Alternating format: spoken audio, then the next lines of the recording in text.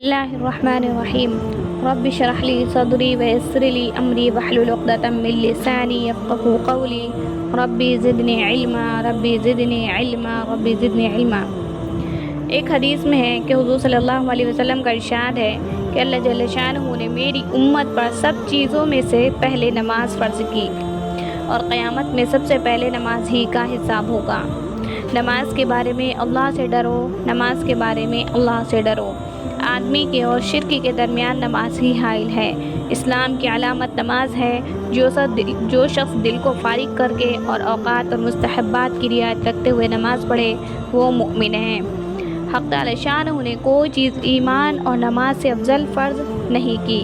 اگر اس سے افضل کسی اور چیز کو فرض کرتے تو فرشتوں کو اس کا حکم دیتے۔ فرشتے دن رات کوئی رکوع میں ہیں، کوئی سجدے میں ہیں۔ نماز دین کا ستون ہے۔ نماز شیطان کا منہ کالا کرتی ہے۔ نماز مومن کا نور ہے۔ نماز افضل جہاد ہے۔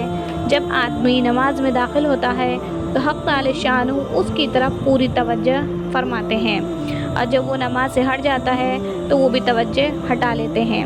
جب کوئی آفت آسمان سے اترتی ہے تو مسجد کے آباد کرنے والوں سے ہٹ جاتی ہے۔ اگر آدمی کسی وجہ سے جہنم میں جاتا ہے تو اس کی آگ سجدے کی جگہ کو نہیں کھاتی۔ اسی دولت کی وجہ سے حضور صلی اللہ علیہ وسلم نے اپنی آنکھ کی ٹھنڈک اس میں فرمائی ہے۔ اسی لذت کی وجہ سے حضور اقدس صلی اللہ علیہ وسلم رات کا اکثر حصہ نماز ہی میں گزار دیتے تھے۔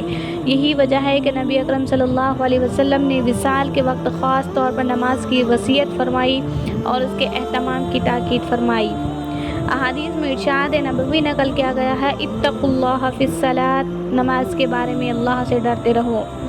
حضرت عبداللہ ابن مسعود رضی اللہ عنہ حضور صلی اللہ علیہ وسلم سے نقل کرتے ہیں کہ تمام اعمال میں مجھے نماز سب سے زیادہ محبوب ہے۔ ایک صحابی کہتے ہیں کہ میں ایک رات مسجد نبوی پر گزرا، حضور صلی اللہ علیہ وسلم نماز پڑھ رہے تھے۔ مجھے بھی شوق ہوا، حضور صلی اللہ علیہ وسلم کے پیچھے نیت باندھ لی۔ حضور صلی اللہ علیہ وسلم سورہ بقرہ پڑھ رہے تھے۔ میں نے خیال کیا کہ 100 آیتوں پر رکوع کر دیں گے، مگر جب وہ گزر گئی اور رکوع نہ کیا تو میں نے سوچا کہ 200 پر رکوع کریں گے، مگر وہاں بھی نہ کیا تو مجھے خیال ہوا کہ سورت کے ختم پر ہی کریں گے۔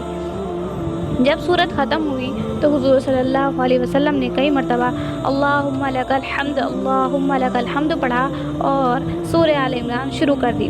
میں سوچ میں پڑ گیا۔ آخر میں نے خیال کیا کہ آخر اس کے ختم پر تو رکوع کریں گے ہی۔ حضور صلی اللہ علیہ وسلم نے اس کو ختم فرمایا اور 3 مرتبہ اللہم لک الحمد پڑھا اور سورہ مائدہ شروع کر دی۔ اس کو ختم کر کے رکوع کیا اور رکوع میں سبحان ربی العظیم پڑھتے رہے اور اس کے ساتھ کچھ اور بھی پڑھتے تھے جو سمجھ میں نہ آیا۔ اس کے بعد اسی طرح سجدے میں سبحان ربی الاعلیٰ پڑھتے رہے، اس کے ساتھ بھی کچھ پڑھتے تھے جو سمجھ میں نہیں آیا۔ اس کے بعد دوسری رکعت میں سورہ انعام شروع کر دی۔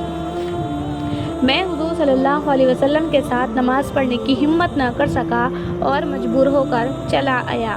پہلی رکعت میں تقریباً 5 پارے ہوئے اور پھر حضور اقدس صلی اللہ علیہ وسلم کا پڑھنا جو نہایت اطمینان سے تجویز اور ترتیل کے ساتھ ایک ایک آیت جدا جدا کر کے پڑھتے تھے، اسی صورت میں کتنی لمبی نماز ہوئی ہوگی۔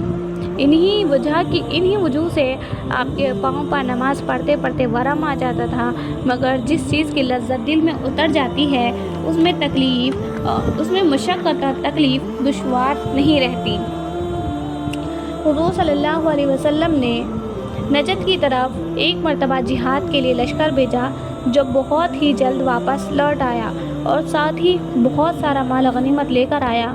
لوگوں کو بڑا تعجب ہوا کہ اتنی ذرا سی مدت میں ایسی بڑی کامیابی اور مال و دولت کے ساتھ واپس آیا۔ حضور صلی اللہ علیہ وسلم نے ارشاد فرمایا، میں تمہیں اس سے بھی کم وقت میں اس مال سے بہت زیادہ غنیمت اور دولت کمانے والی جماعت بتاؤں؟ یہ وہ لوگ ہیں جو صبح کی نماز میں جماعت میں شریک ہوں اور آفتاب نکلنے تک اسی جگہ بیٹھے رہیں۔ آفتاب نکلنے کے بعد جب مغرب وقت جو تقریباً 20 منٹ رہتا ہے نکل جائے، 2 رکعت اشراق کی نماز پڑھیں۔ یہ لوگ بہت تھوڑے سے وقت میں بہت زیادہ دولت کمانے والے ہیں۔ حضرت شقیق بلخی رحمۃ اللہ علیہ مشہور صوفی اور بزرگ ہیں، وہ فرماتے ہیں کہ ہم نے 5 چیزیں تلاش کی، ان کو 5 جگہ پایا۔ روزے کی برکت چاشت کی نماز میں ملی اور قبر کی روشنی تہجد کی نماز میں ملی۔ منکر نکیر کے سوال کا جواب طلب کیا تو اس کو قرات میں